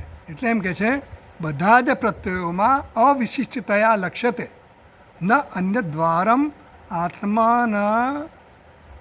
આત્મન વિજ્ઞાય અતઃ પ્રત્યય પ્રત્યેગાત્મતયા વિદિતમ બ્રહ્મ. એટલે આ સિવાય બીજો કોઈ માર્ગ નથી. આ આત્માને જાણવાનો બીજો કોઈ માર્ગ નથી. એક જ માર્ગ કયો? કયો? પ્રતિબોધ વિદિતમ મતમ. એનું સમ્યક દર્શન કેવી રીતે થાય? પ્રત્યેક વૃત્તિની અંદર એને પ્રકાશિત કરનાર જે તત્વ છે, જે બધી જ વૃત્તિઓને સમાન રીતે પ્રકાશિત કરે છે, એ તત્વ એ છે. એવી રીતે એને જાણવું જોઈએ. સર્વ પ્રત્યદર્શી ચિત્ત શક્તિ સ્વરૂપ માત્ર પ્રત્યયી એવ પ્રત્યયેષુ અવિશિષ્ટતયા લક્ષ્યતે ન અન્ય દ્વારમ આત્મન વિજ્ઞાનાય. આત્માને જાણવાનો બીજો કોઈ માર્ગ નથી. એટલે વૃત્તિની દરેકે દરેક વૃત્તિ જે જન્મે એ વૃત્તિની પાછળ એનો પ્રકાશક જે છે એ આત્મા છે. એ રીતે જ એને જાણી શકાય. જેમ પહેલાંમાં કીધું, અન્ય દેવ તદ વિદિતાદ અથો અવિદિતા દધી. આ સિવાય બીજો અમારી પાસે ઉપાય નથી. હવે એનો જ વિસ્તાર કરે છે, આપણને સમજણ બીજી રીતે આપે છે કે પ્રત્યેક વૃત્તિની પ્રકાશક, પ્રત્યેક વૃત્તિનો જે પ્રકાશક છે એ આત્મા છે. આ સિવાય એને જાણવાનો બીજો કોઈ માર્ગ નથી, એમ કહે છે. અતઃ પ્રત્યય પ્રત્યેગાત્મતયા વિદિતમ બ્રહ્મ યદા. એટલે અતઃ યદા પ્રત્યય પ્રત્યેગાત્મતયા, પ્રત્યેગાત્મતયા વિદિતમ બ્રહ્મ. એટલે બ્રહ્મ જ્યારે પ્રત્યેક આત્માનું, કોઈ પણ પ્રત્યયનું, કોઈ પણ પ્રત્યય એટલે વૃત્તિનું, બ્રહ્મ જ્યારે કોઈ પણ વૃત્તિની પ્રત્યેગાત્મતયા આત્મરૂપે જ્યારે જાણવામાં આવે, દરેક પ્રત્યય પણ જન્મે ને એનો પણ આત્મા કોણ છે? આત્મા એટલે પ્રકાશક. એનો જ્ઞાતા કોણ છે? આત્મા બ્રહ્મ જ છે. તો એમ કહે છે કે પ્રત્યય પ્રત્યેગાત્મતયા વિદિતમ બ્રહ્મ યદા. જ્યારે આ બ્રહ્મ પ્રત્યેગાત્મતયા, પ્રત્યયના દરેક પ્રત્યય એટલે કે દરેક વૃત્તિના પ્રત્યેગાત્મા એટલે કે આત્મતયા જાણવામાં આવે. દરેક વૃત્તિ છે, પણ વૃત્તિનો આત્મા કોણ છે? એ ચૈતન્ય છે, એ આત્મા છે. આત્મા એટલે શું? જેને કારણે એનું અસ્તિત્વ છે. આત્મા કોને કહેવાય? જેના કારણે એનું અસ્તિત્વ છે. જેના વગર અસ્તિત્વ ન હોય. સોનાનું અસ્તિત્વ, અલંકારનું અસ્તિત્વ કોને કારણે? સોનાને કારણે. સુવર્ણ ન હોય તો એનું અસ્તિત્વ રહે નહીં. એમ અસ્થિ ભાતિ પ્રિય ન હોય તો કોઈ તત્વ રહે નહીં, કોઈ પદાર્થ રહે નહીં. એમ આ ચૈતન્ય તત્વ ન હોય તો કોઈ વૃત્તિ પણ રહે નહીં, વૃત્તિનું જ્ઞાન થાય નહીં અને વૃત્તિ જન્મે પણ નહીં. કારણ કે વૃત્તિ બધી જે છે એ કોણ છે? અધ્યારોપિત છે. આ જે તત્વ છે કેવું છે? અધિષ્ઠાન છે. પ્રત્યયો બધા કેવા છે? અધ્યારોપિત છે. અધિષ્ઠાન વગર અધ્યારોપ હોઈ શકે નહીં. અધ્યારોપ હંમેશા કોના પર આશ્રિત છે? અધિષ્ઠાન પર આશ્રિત છે. એટલે એમ કહે છે પ્રત્યેગાત્મતયા વિદિતમ બ્રહ્મ યદા. જ્યારે બ્રહ્મને પ્રત્યેગાત્મતયા, પ્રત્યય એટલે કે વૃત્તિના આત્મરૂપે જ્યારે એને જાણવામાં આવે, તદા તન્મતમ, ત્યારે એ તન્મતમ એટલે કે તત્સમ્યક દર્શનમ, ત્યારે એનું યથાર્થ દર્શન થયું કહેવાય. આ બ્રહ્મનું યથાર્થ દર્શન કેવી રીતે કરવું એની આ પ્રક્રિયા આપણને સમજાય કે જ્યારે વૃત્તિ જ્યારે પ્રકાશિત થાય તો વૃત્તિમાં આપણે અટવાઈ નહીં જવાનું. આપણે શું જોવાનું? આ વૃત્તિ કેવી રીતે જન્મી, ક્યાં જન્મી, શેની જન્મી, એના આપણે નહીં પડવા. પણ આ વૃત્તિ જન્મી તો એનું જ્ઞાન થયું તો એ ક્યારે થયું? એ ચૈતન્ય તત્વ હતું ત્યારે થયું. અને એ ચૈતન્ય તત્વ કોણ છે? એ હું છું. અલ્ટિમેટલી તો હું જ છું ને, એને જાણનાર હું જ છું. પણ હું અત્યારે હું એટલે પાછું હું આ ઉપાધિને હું માનતો હોઉં.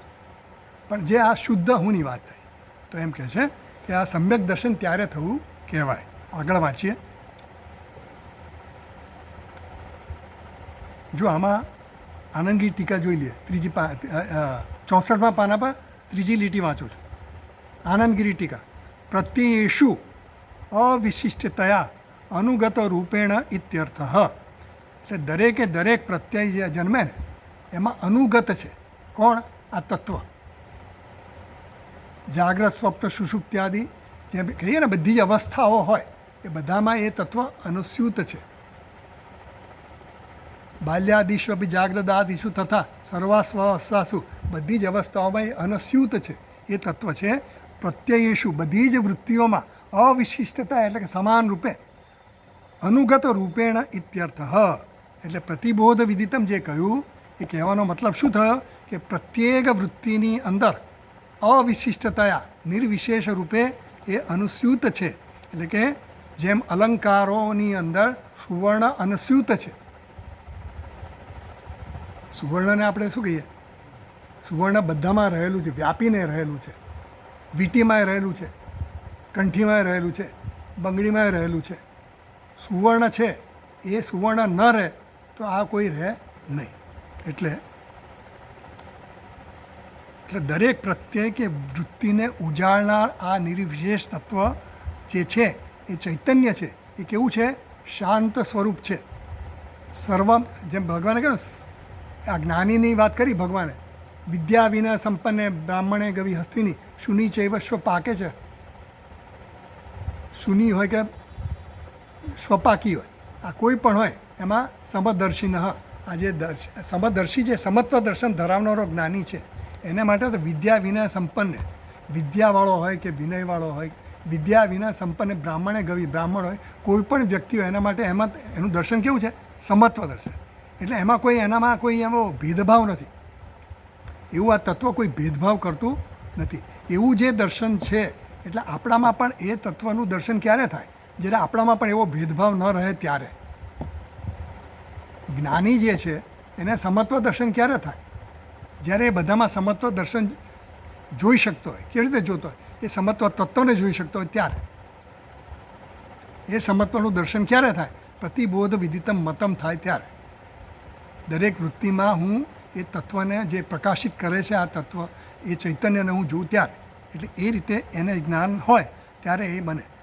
પછી એમ કહે છે કે યેન, આગળ હું આનંદની ટીકામાં જ બોલું, યેન ચિત્ત સ્વરૂપેણ અહમ અત્ર સાક્ષી તસ્ય સર્વત્ર અવિશેષાત ન એકસ્મિન એવ દેહે અહમ સાક્ષી. હું આ દેહમાં જેમ સાક્ષી છું, આ દેહનો હું સાક્ષી છું. આ તત્વ એટલે આત્મા. આત્મા આ દેહનો જેમ સાક્ષી છે એમ બીજા અન્ય દેહ છે એનો પણ એ એક જ સાક્ષી છે. સમાન રીતે રહેલો છે એ સાક્ષી. ભેદોત્પત્યાદીનામ ચ સાક્ષી અગતત્વેન સાક્ષિણ એકત્વ નિત્યત્વાદિકમ અપી સિદ્ધ્યતે. એટલે એ દ્વારા એવું કહેવા માગે છે કે આ દુનિયાના જગતના બધા નામ રૂપાત્મક જગત જે છે એ પદાર્થો બધા કેટલા છે? અનેક છે, ભેદવાળા છે, વિભિન્ન છે. પણ છતાં એ બધાને પ્રકાશિત કરનારું તત્વ કેવું છે? એક અદ્વિતીય છે, સમાન રીતે રહેલું. હાથીમાં મોટું અને કીડીમાં નાનું એવું નથી. સમાન રીતે અસ્થિ ભાતિ પ્રિય એ બધામાં સમાન રીતે રહેલું છે. અસ્થિ એટલે હોવાપણું, ભાસવાપણું અને પ્રિયપણું એ બધામાં સરખું રહેલું છે. કોઈનામાં અસ્તુ ઓછું ને કોઈનામાં અસ્થિ વધારે એવું નથી. સમજ પડે છે ને? એટલે એમ કહેવા માગે છે કે સમ્યક દર્શન એને કીધું સર્વ પ્રત્યય દર્શિત. એટલે હવે આગળ કહે છે, ભાષ્યમાં વાંચીએ. વાંચવું છે ને આગળ? ફ્રેશ. સર્વ પ્રત્યય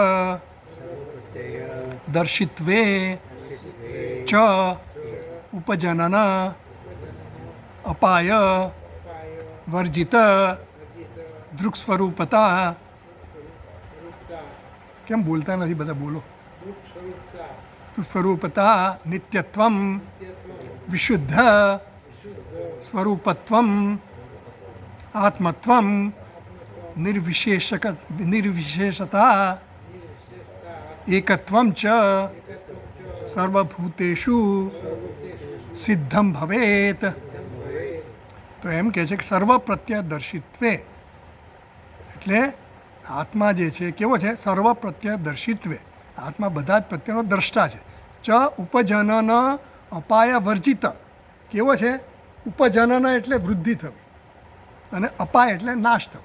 વૃદ્ધિ થવી કે ક્ષતિ થવી, ક્ષીણ થવું, ક્ષય થવું. તો કહે છે કે આ આત્મા કેવો હોય? સર્વ પ્રત્યદર્શિત્વે ચ ઉપજનન અપાય વર્જિત દુઃખ સ્વરૂપતા. આત્મા કેવો છે? દ્રષ્ટા સ્વરૂપ છે. દૃક સ્વરૂપ એટલે દૃક સ્વરૂપ એટલે દ્રષ્ટા. દ્રષ્ટા એટલે માત્ર દ્રષ્ટા નથી.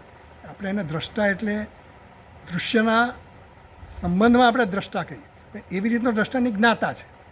જ્ઞાતા પણ જ્ઞેય પદાર્થની દ્રષ્ટિએ આપણે કહીએ, પણ એવો એ દ્રષ્ટા છે, નિત્ય દ્રષ્ટા છે. જે બીજા બધા દ્રષ્ટા છે, વિષયોના દ્રષ્ટા છે, બધા કેવા છે? અનિત્ય છે.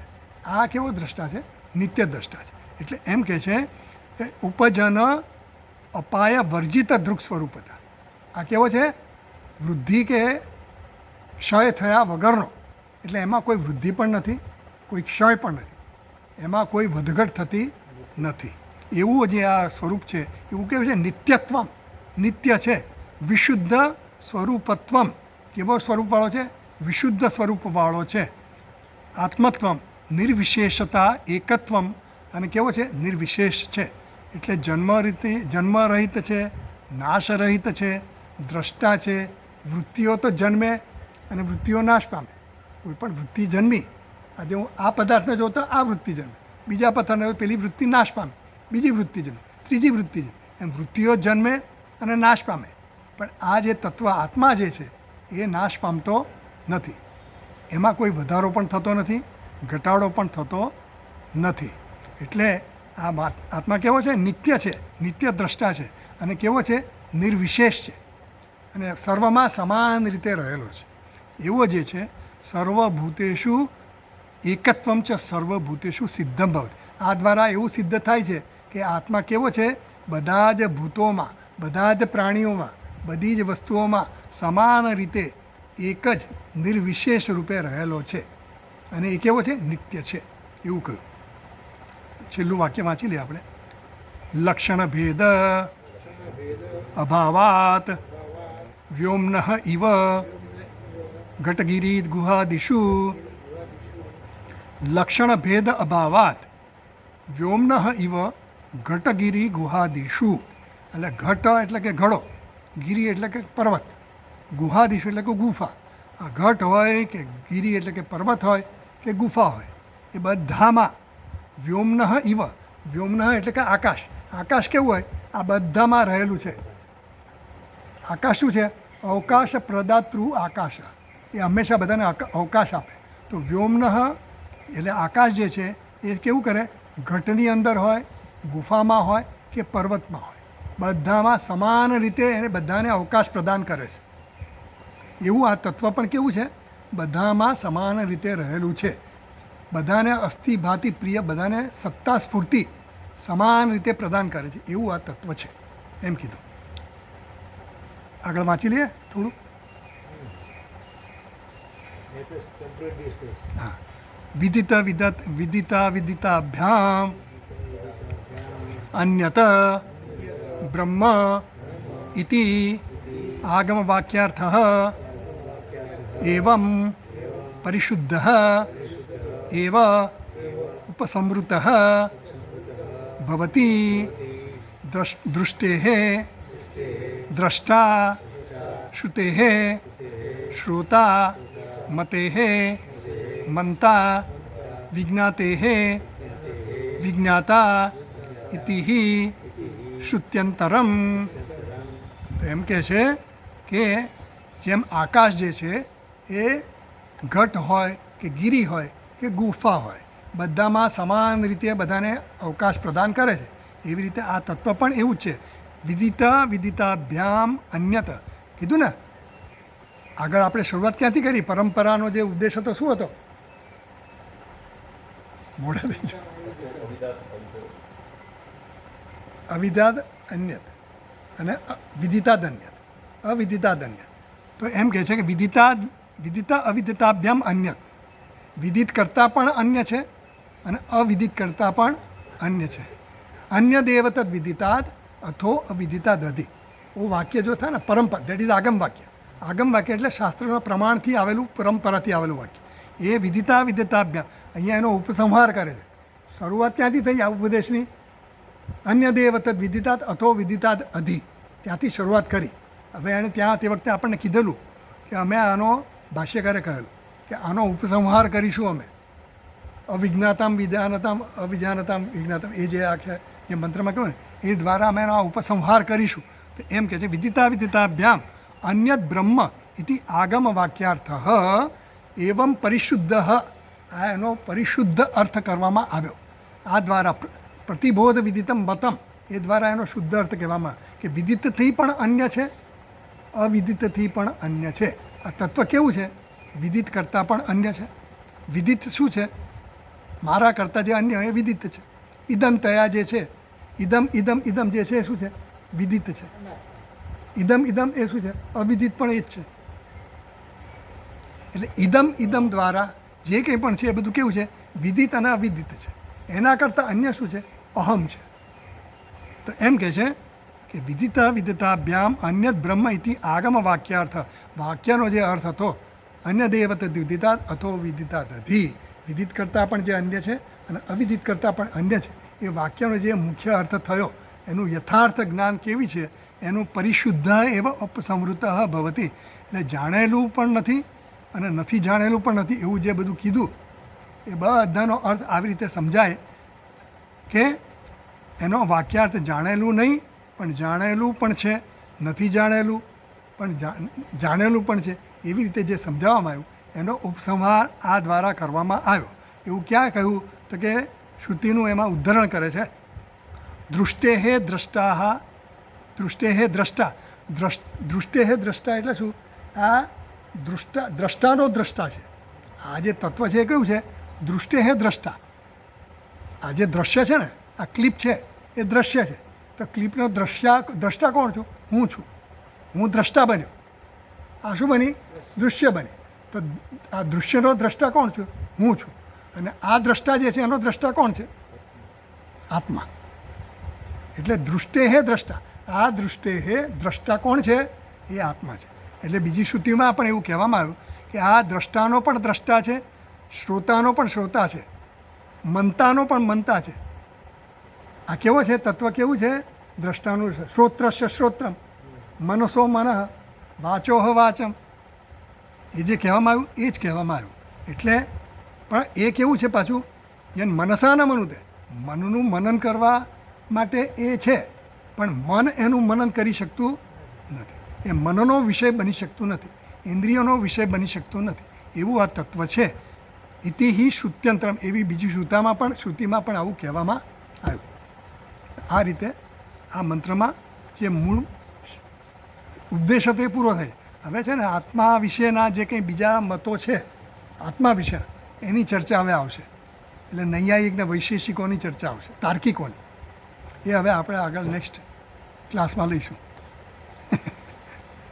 ઓમ પૂર્ણમદ પૂર્ણમિદમ પૂર્ણાત પૂર્ણમુદચ્યતે પૂર્ણસ્ય પૂર્ણમાદાય પૂર્ણમેવાવશિષ્યતે. ઓમ શાંતિ શાંતિ શાંતિ. શંકરમ શંકરાચાર્યમ કેશવમ બાદરાયણમ સૂત્રભાષ્યકૃતૌ વંદે ભગવन्तૌ પુનઃ પુનઃ. ઈશ્વરો ગુરુરાત્મેતિ મૂર્તિભેદવિભાગિને વ્યોમવદ્વ્યાપ્તદેહાય દક્ષિણામૂર્તયે નમઃ. ઓમ શાંતિ શાંતિ શાંતિ. હરિ ઓમ. શ્રી ગુરુભ્યો નમઃ. હરિ ઓમ.